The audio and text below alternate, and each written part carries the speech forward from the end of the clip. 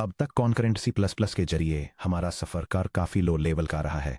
हमने thread life cycle से माथापच्ची की है, ओएस म्यूटेक्सिस को संभाला है, कंडीशन वेरिएबल्स को ट्यून किया है और यहाँ तक कि सिलिकॉन लेवल तक जाकर देखा है ताकि कैश लाइंस को अलाइन कर सकें और एटॉमिक मेमोरी ऑर्डरिंग्स को सुलझा सकें।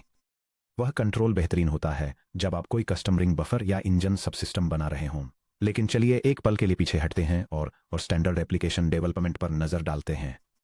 रोजमर्रा के कोड में आप आमतौर पर थ्रेड्स को रॉ यूनिट्स ऑफ एग्जीक्यूशन की तरह नहीं सोचना चाहते, जिन्हें मैनुअल जॉइनिंग, पिनिंग और मेमोरी बैरियर्स की जरूरत हो।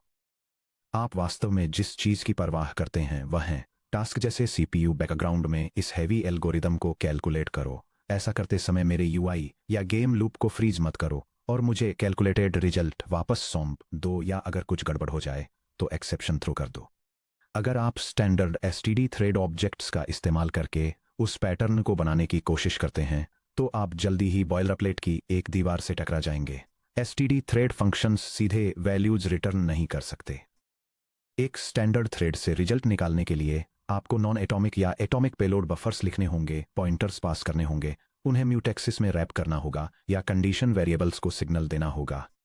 यह डायग्राम मल्टीथ्रेडिंग के लो लेवल अप्रोच को दिखाता है, जहां एक मेन थ्रेड कैलकुलेशन परफॉर्म करने के लिए एक वर्कर थ्रेड को स्पॉन करता है।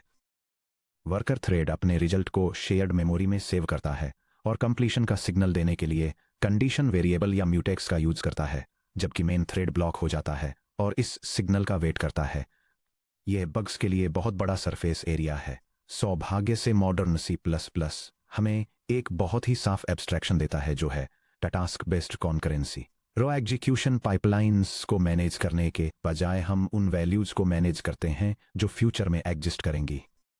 चलिए STD double colon async, STD double colon future, STD double colon promise और STD double colon package task में गहराई से उतरते हैं और देखते हैं कि एसिंक्रोनस कोड कैसे लिखा जाए जो एक्सप्रेसिव और सेफ दोनों हो। Section break. Task based thinking, STD async और एसटीडी फ्यूचर। C++ में टास्क बेस्ड प्रोग्रामिंग का सबसे आसान एंट्री पॉइंट एसटीडी एसिंक है। फ्यूचर हेडर में डिफाइंड एसटीडी एसिंक एक फंक्शन टेम्पलेट है जो किसी कॉलेबल जैसे एक फंक्शन लैम्बडा या फंक्टर को एसिंक्रोनसली चलाता है और टी का एक एसटीडी फ्यूचर रिटर्न करता है।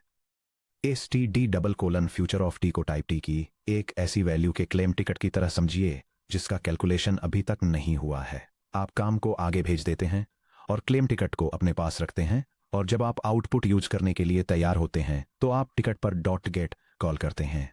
यहाँ एक क्विक एग्जांपल है।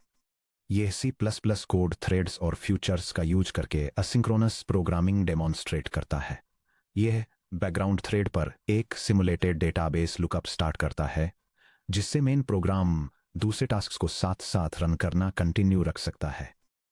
एक बार जब मेन थ्रेड अपना दूसरा काम फिनिश कर लेता है तो यह बैकग्राउंड टास्क के कंप्लीट होने का वेट करता है और फाइनल कैलकुलेटेड रिजल्ट को रिट्रीव करता है। ध्यान दीजिए कि raw STD double thread management के कंपैरिजन में यह कितना आसान है। 1. हमने एक्सप्रेसिटली कोई थ्रेड ऑब्जेक्ट क्रिएट या मैनेज नहीं किया। 2. हमने कहीं भी जॉइन कॉल नहीं लिखा। हमने अपना uint 6040 वापस पाने के लिए म्यूटेक्स या शेयर्ड हीप पॉइंटर्स सेटअप नहीं किए। एसटीडी डबल कोलन फ्यूचर का लाइफ टाइम रूल। एक STD double colon future object C++ runtime द्वारा मैनेज्ड एक अंडरलाइंग शेयर्ड स्टेट पर एक्सक्लूसिव एक्सेस रखता है। चूंकि इस रिजल्ट की ओनरशिप यूनिक होनी चाहिए, इसलिए एसटी डबल कोलन फ्यूचर एक मूव ओनली टाइप है। आप एसटीडी डबल कोलन फ्यूचर को कॉपी नहीं कर सकते। इसके अलावा आप डॉट गेट को सिर्फ एक ही बार कॉल कर सकते हैं। डॉट गेट कॉल करने से कैलकुलेटेड वैल्यू शेयर्ड स्टेट से बाहर चली जाती है और फ्यूचर हैंडल इनवैलिड हो जाता है। अगर आप एक इनवैलिड फ्यूचर पर दूसरी बार डॉट गेट कॉल करने की कोशिश करते हैं तो रनटाइम एक STD double colon future error exception throw करता है। यह C++ एग्जाम्पल डेमोन्स्ट्रेट करता है कि एक असिंक्रोनस टास्क को कैसे रन करना है और फ्यूचर का यूज करके उसके रिजल्ट को कैसे रिट्रीव करना है। यह हाईलाइट करता है कि रिजल्ट को सिर्फ वन टाइम ही एक्सेस किया जा सकता है, क्योंकि सेकंड टाइम वैल्यू को रिट्रीव करने की कोशिश करने पर एरर आ जाएगी क्योंकि शेयर्ड स्टेट कंज्यूम हो जाता है। अगर आपको अपने एग्जीक्यूशन पाइपलाइन को हमेशा के लिए ब्लॉक किए बिना ये क्वेरी करने की ज़रूरत है कि कोई फ्यूचर रेडी है या नहीं, तो आप डॉट वेट फॉर या डॉट वेट अंटिल का यूज कर सकते हैं। ये C++ स्निपेट डेमोन्स्ट्रेट करता है कि मेन एग्जीक्यूशन थ्रेड को ब्लॉक किए बिना ये कैसे चेक करें कि कोई एसिंक्रोनस ऑपरेशन कंप्लीट हो गया है? यह बैकग्राउंड टास्क के स्टेटस को पोल करने के लिए स्टैंडर्ड लाइब्रेरी थ्रेड सपोर्ट और टाइम ड्यूरेशंस का यूज करता है, और अगर रिजल्ट तुरंत रेडी हो तो उसे प्रिंट कर देता है, या अगर काम अभी तक खत्म नहीं हुआ है तो यह इंडिकेट करता है कि काम अभी भी चल रहा है। Section break. Launch policies parallel versus deferred execution. जब आप std::async fnargs को कॉल करते हैं तो आप मान सकते हैं कि C++ रन टाइम हमेशा पैरेलल में तुरंत fn को एग्जीक्यूट करने के लिए एक बिल्कुल नया operating system thread spin up करता है। इसकी वास्तव में कोई गारंटी नहीं है। बाय डिफॉल्ट std::async एक बिटमास्क पॉलिसी का यूज करता है जो std::launch::async या std::launch::deferred के इक्वल होती है। यह C++ रन टाइम को current CPU load available system threads और सिस्टम रिसोर्सेज के बेसिस पर यह चुनने की पूरी फ्रीडम देता है कि आपका टास्क कैसे रन होगा।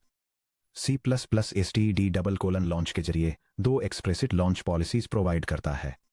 ये रेफरेंस टेबल C++ में एसिंक्रोनस टास्क के लिए 2 एग्जीक्यूशन पॉलिसीज को एक्सप्लेन करती है। फर्स्ट पॉलिसी टास्क को एक सेपरेट पैरेलल थ्रेड पर इमीडिएटली रन करने के लिए फोर्स करती है।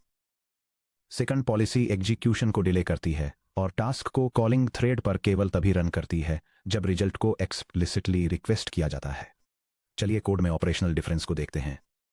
यह C++ प्रोग्राम असिंक्रोनस टास्क्स का यूज करके पैरेलल और लेजी एग्जीक्यूशन के बीच का डिफरेंस दिखाता है।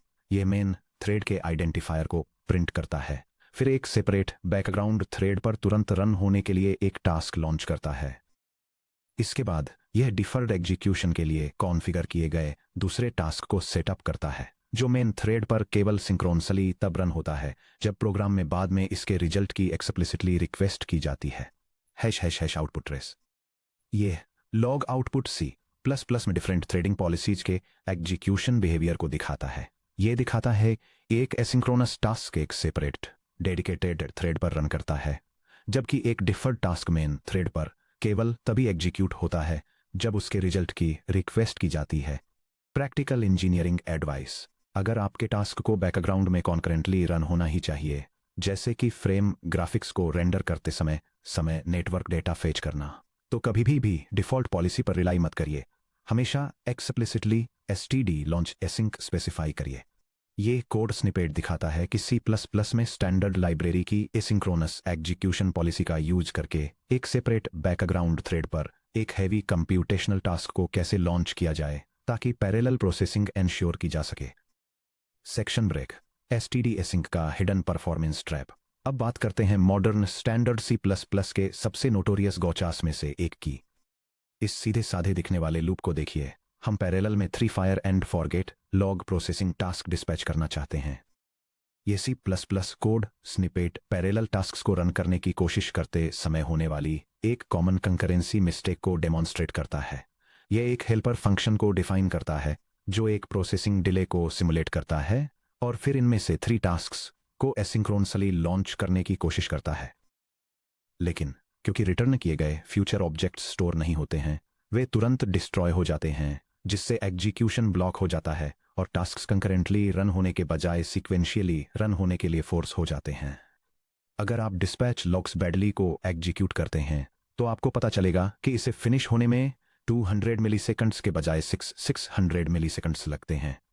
टास्क पैरेलल में रन नहीं होते हैं, वे पूरी तरह से सीक्वेंशियली एग्जीक्यूट होते हैं। ऐसा क्यों है? The destructor synchronisation rule. C++ standard के अकॉर्डिंग अगर std::async द्वारा std::launch::async के साथ क्रिएट किया गया std फ्यूचर इसके शेयर्ड स्टेट का लास्ट रेफरेंस है, तो इसके डिस्ट्रक्टर को बैकग्राउंड टास्क कंप्लीट होने तक ब्लॉक होना ही पड़ेगा। डिस्पैच लॉग्स बैडली में हमने std::async की रिटर्न वैल्यू को किसी वेरिएबल में सेव नहीं किया। इसका मतलब है कि std::async एक टेम्परेरी r वैल्यू std::फ्यूचर रिटर्न करता है। कंपाइलर स्टेटमेंट के एंड में टेम्परेरी ऑब्जेक्ट्स को डिस्ट्रॉय कर देता है, यानी सेमीकोलन पर। यहां देखिए कि एक्चुअली अंडर द हुड क्या होता है। यह एक्सप्लेनेशन एक कॉमन कंकरेंसी इश्यू डेमोन्स्ट्रेट करता है जहां रिटर्न वैल्यूज को स्टोर किए बिना असिंक्रोनस टास्क्स को लॉन्च करने से प्रोग्राम ब्लॉक हो जाता है और हर टास्क के सीक्वेंशियली कंप्लीट होने का वेट करता है, जिससे वे पैरेलल में चलने के बजाय effectively one after the other run होते हैं। आपका कंकरेंट कोड चुपचाप वापस सिंगल थ्रेडेड सीरियल एग्जीक्यूशन में बदल गया है। The solution hold your futures. Task को पैरेलल में रन करने के लिए आपको रिटर्न किए गए फ्यूचर्स को नेम्ड वेरिएबल्स में स्टोर करना होगा ताकि उनका लाइफ टाइम पूरे पैरेलल स्कोप में बना रहे। ये C++ कोड डेमॉन्स्ट्रेट करता है कि असिंक्रोनस टास्क का यूज करके एक साथ मल्टीपल लॉग एंट्रीज को कैसे प्रोसेस किया जाए। ये एक साथ कई बैकग्राउंड ऑपरेशंस लॉन्च करता है और उनके एग्जीक्यूशन हैंडल्स को एक कलेक्शन में स्टोर करता है। इससे ये इंश्योर होता है कि सारे टास्क्स पैरेलल में रन करें और प्रोग्राम आगे बढ़ने से पहले उन सभी के कंप्लीट होने का वेट करे। Section break. स्टैंडर्ड प्रॉमिस और शेयर्ड स्टेट्स। स्टैंडर्ड एसिंक तब बहुत अच्छा होता है जब आप अपने टास्क को एक सिंगल फंक्शन कॉल के रूप में एक्सप्रेस कर सकते हैं, लेकिन रियल वर्ल्ड कंकरेंट आर्किटेक्चर शायद ही कभी इतने सिंपल होते हैं। क्या हो अगर आपके पास एक इवेंट लूप वर्कर थ्रेड हो किसी भी समय रिजल्ट्स प्रोड्यूस करता है, या क्या हो अगर आप कॉम्प्लेक्स थ्रेड बाउंड्रीज के पार एक चैनल में रिजल्ट्स पुश करना चाहते हैं। एक एसिंक्रोनस चैनल के प्रोड्यूसर एंड पर पूरा कंट्रोल पाने के लिए C++ हमें स्टैंडर्ड प्रॉमिस ऑफ टी देता है। जबकि standard future of T consumer read channel है, वहीं standard promise of T producer right channel है। वे एक शेयर्ड स्टेट पाइपलाइन के दो एंड्स बनाते हैं। यह डायग्राम C++ में एक प्रॉमिस और एक फ्यूचर का यूज करके असिंक्रोनस कम्युनिकेशन मॉडल को इलस्ट्रेट करता है। यह दिखाता है कि कैसे एक प्रोड्यूसर स्टेट कंटेनर में कोई वैल्यू या एक्सेप्शन राइट करता है, जिसे फिर एक कंज्यूमर फ्यूचर ऑब्जेक्ट का यूज करके रीड करता है। Manual wiring with STD promise. आप एक एसटीडी प्रॉमिस क्रिएट करते हैं, डॉट गेट फ्यूचर के जरिए उसका पेयर्ड एसटीडी फ्यूचर एक्सट्रैक्ट करते हैं और प्रॉमिस को बाई मूव एक वर्कर थ्रेड में पास करते हैं। ये C++ example standard library promises और फ्यूचर्स का यूज करके एसिंक्रोनस टास्क एग्जीक्यूशन और थ्रेड कम्युनिकेशन को डेमॉन्स्ट्रेट करता है। मेन प्रोग्राम एक शेयर्ड चैनल सेट अप करता है, एक बैकग्राउंड वर्कर थ्रेड स्पॉन करता है और रिजल्ट के लिए वेट करता है। वर्कर थ्रेड एक टाइम कंज्यूमिंग कंप्यूटेशन को सिमुलेट करता है, एक्सेप्शंस को कैप्चर करके पोटेंशियल एरर्स को हैंडल करता है और फाइनल स्टेटस मैसेज को वापस मेन प्रोग्राम में ट्रांसमिट करता है, जो फिर रिजल्ट डिस्प्ले करता है और थ्रेड रिसोर्सेज को क्लीन अप करता है। Transporting exceptions across threads. ध्यान दीजिए कि ऊपर कैच ब्लॉक में क्या हुआ। नॉर्मली अगर किसी सेकेंडरी थ्रेड के अंदर कोई एक्सेप्शन थ्रो होता है, जैसे कि एक एसटीडी थ्रेड बॉडी के अंदर, और उसे लोकली कैच नहीं किया जाता है, तो आपका प्रोग्राम तुरंत एसटीडी टर्मिनेट के जरिए टर्मिनेट हो जाता है। Uncaught exceptions natively OS thread stack boundaries को पार नहीं कर सकते। एसटीडी प्रॉमिस और एसटीडी फ्यूचर इस प्रॉब्लम को क्लीनली सॉल्व करते हैं। जब कोई वर्कर थ्रेड किसी एक्सेप्शन को कैच करता है और promise dot set exception call करता है, तो एक्सेप्शन सीधे शेयर्ड स्टेट के अंदर सेव हो जाता है। जब consumer thread future dot gate को कॉल करता है, तो stored exception automatically consumer thread के स्टैक पर रीथ्रो हो जाता है। ये C+ एग्जाम्पल दिखाता है कि प्रॉमिसेस और फ्यूचर्स का यूज करके बैकग्राउंड थ्रेड से मेन थ्रेड में एरर को कैसे ट्रांसफर किया जाता है। बैकग्राउंड थ्रेड में एक एक्सेप्शन थ्रो किया जाता है, कैच किया जाता है और प्रॉमिस को पास किया जाता है। मेन थ्रेड एसोसिएटेड फ्यूचर से रिजल्ट रिट्रीव करने की कोशिश करता है, जिससे एक्सेप्शन रीथ्रो होता है और मेन थ्रेड पर हैंडल किया जाता है, जिससे थ्रेड्स के बीच सेफ एरर प्रोपेगेशन सुनिश्चित होता है। यह चैप्टर 12.5 स्टैंडर्ड एक्सपेक्टेड की यादें ताज़ा करता है, जबकि टी और ई का स्टैंडर्ड एक्सपेक्टेड एक सिंगल एग्जीक्यूशन थ्रेड के अंदर functional monadic error channels provide करता है। स्टैंडर्ड फिर future plus standard promise typed values और एक्सेप्शंस के लिए standard cross thread transport bridge की तरह काम करता है। Section break. Standard package task life cycle से कॉलेबल्स को डीकपलिंग करना। अब चलिए सिग्नेचर के स्टैंडर्ड पैकेज टास्क के साथ टास्क प्रिमिटिव्स के हमारे ट्रायड को कंप्लीट करते हैं।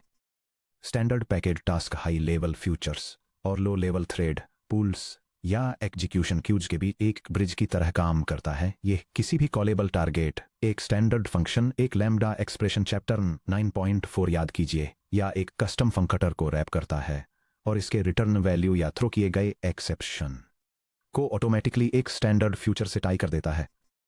स्टैंडर्ड असिंक के उलट स्टैंडर्ड पैकेज टास्क अपने आप किसी थ्रेड पर कुछ भी लॉन्च नहीं करता है। ये सिंपली एक रैपर है जिसे एक normal function object call operator की तरह इन्वोक किया जा सकता है। Signature syntax STD double colon package task एक फंक्शन सिग्नेचर पर टेम्पलेटेड है जो return type parenthesis open arg types dot dot dot parenthesis close pattern से मैच करता है। यह C plus plus snippet demonstrate करता है कि स्टैंडर्ड थ्रेड लाइब्रेरी से एक पैकेज टास्क को कैसे डिक्लेयर करें।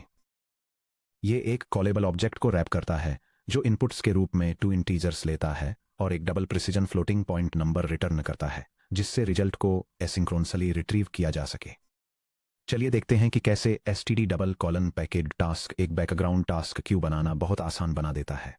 यह C plus plus example threads और फ्यूचर्स का यूज करके असिंक्रोनस प्रोग्रामिंग डेमोन्स्ट्रेट करता है। यह एक बेसिक मैथमेटिकल फंक्शन को एक पैकेज टास्क के अंदर रैप करता है, बाद में रिजल्ट को रिट्रीव करने के लिए एक हैंडल एक्सट्रैक्ट करता है और इस टास्क को एक सेपरेट बैकग्राउंड थ्रेड पर रन करता है। Finally main thread background operation के कंप्लीट होने का वेट करता है और कैलकुलेटेड रिजल्ट को प्रिंट करता है। कस्टम थ्रेड पूल्स के लिए लैम्डास को रैप करना क्योंकि standard package task underlying callable के एक्सप्लिसिट टाइप को इरेज कर देता है, इसलिए आप C plus plus lambdas bind expressions या मेंबर फंक्शन पॉइंटर्स को type erased standard package task instances में रैप कर सकते हैं। यह स्टैंडर्ड पैकेज टास्क को कस्टम थ्रेड पूल्स और टास्क शेड्यूलर की बैकबोन बनाता है। यह C plus plus snippet demonstrate करता है कि एक एसिंक्रोनस टास्क क्यू कैसे बिल्ड करें। यह एक प्रोग्राम को अलाउ करता है कि वह किसी भी आर्गुमेंट्स के साथ बाद में एग्जीक्यूशन के लिए एक फंक्शन शेड्यूल कर सके। सिस्टम काम को पैकेज करता है, इसे एक क्यू में ऐड करता है और एक प्लेस होल्डर ऑब्जेक्ट रिटर्न करता है जिसका यूज काम फिनिश होने के बाद एग्जीक्यूशन रिजल्ट को रिट्रीव करने के लिए किया जा सकता है। देखिए हमने क्या हासिल कर लिया है। हमने एक जेनेरिक टास्क डिस्पैच पाइपलाइन बनाई है जहां कॉलर फंक्शंस को टीका एक टाइप्ड स्टैंडर्ड फ्यूचर वापस मिलता है, जबकि एग्जीक्यूशन इंजन एक सिंपल क्यू से वॉइड पेलोड्स के यूनिफॉर्म स्टैंडर्ड फंक्शन को प्रोसेस करता है। Section break broadcasting results to multiple threads STD shared future. अभी तक हमारे सभी एग्जाम्पल्स ने एसटीडी फ्यूचर ऑफ टी का यूज किया है, लेकिन एसटीडी फ्यूचर का गोल्डन रूल याद रखिए कि यह एक सिंगल कंज्यूमर मॉडल है। एक बार जब कोई थ्रेड एसटीडी फ्यूचर पर डॉट गेट कॉल करता है तो इंटरनल शेयर्ड स्टेट मूव और खाली हो जाती है। लेकिन क्या होगा अगर आपके पास मल्टीपल वर्कर थ्रेड्स हैं जिन्हें अपने प्रोसेसिंग लूप्स शुरू करने से पहले एक ही इनिशियलाइजेशन स्टेप के खत्म होने का वेट करना होगा।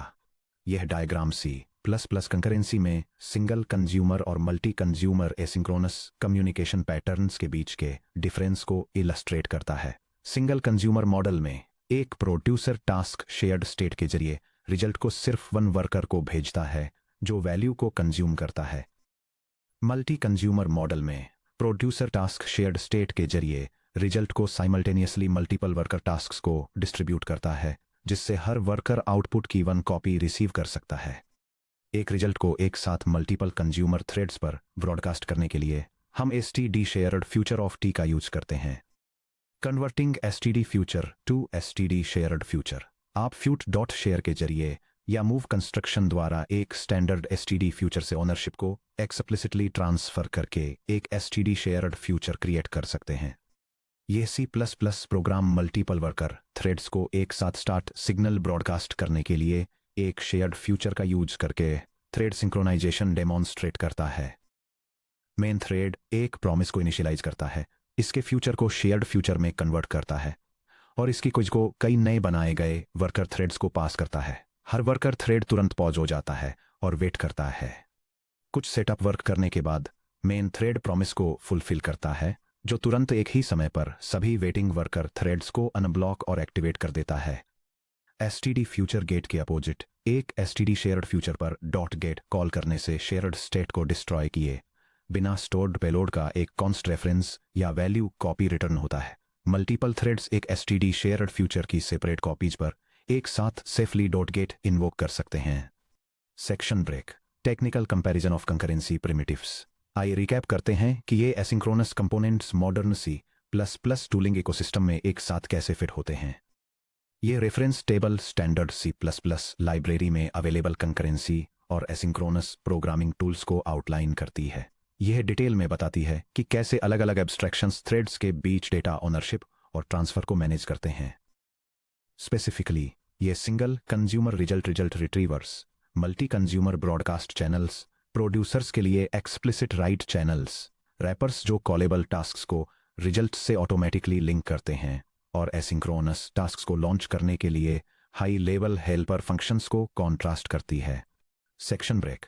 Looking ahead. इस सेक्शन में हमने अपने कंकरेंसी मॉडल को लो लेवल थ्रेड और एटॉमिक मैनिपुलेशंस से उठाकर टास्क बेस्ड एसिंक्रोनस एब्स्ट्रैक्शंस तक पहुंचाया है। हमने मास्टर किया कि कैसे ST async rapid task dispatch provide करता है। एसटीडी लॉन्च डेफर्ड के लेजी इवैल्यूएशन ट्रैप्स को अनमास्क किया, टेम्पोररी फ्यूचर्स के ब्लॉकिंग डिस्ट्रक्टर बग को एनालाइज किया और STD promise, STD packaged task और एसटीडी शेयर्ड फ्यूचर का यूज करके मैनुअल शेयर्ड स्टेट पाइपलाइंस को वायर किया। हालांकि जैसे जैसे टास्क पाइपलाइंस और मल्टी थ्रेडेड लूप्स अधिक कॉम्प्लेक्स होते जाते हैं, समय के साथ थ्रेड्स कैसे इंटरलीव होते हैं इसे मेंटली ट्रैक करना मुश्किल हो जाता है। क्या होता है जब मल्टीपल टास्क अलग अलग सीक्वेंसेस में लॉक्ड बैरियर्स को एक्वायर करने का प्रयास करते हैं? एग्जीक्यूशन के दौरान डेटा रेस इंटरलीविंग्स कैसे मैनिफेस्ट होती हैं? अगले section 14.9 ASCII visualizer thread interleaving race conditions और म्यूटेक्स बैरियर्स में हम एडवांस्ड कॉन्करेंसी आर्किटेक्चर्स पर आगे बढ़ने से पहले एग्जीक्यूशन इंटरलीविंग्स को एनालाइज करने, रेस कंडीशन एज केसेज को डायग्नोज करने और थ्रेड बैरियर मैकेनिक्स को विजुअली ट्रेस करने के लिए interactive visual timeline maps construct करेंगे।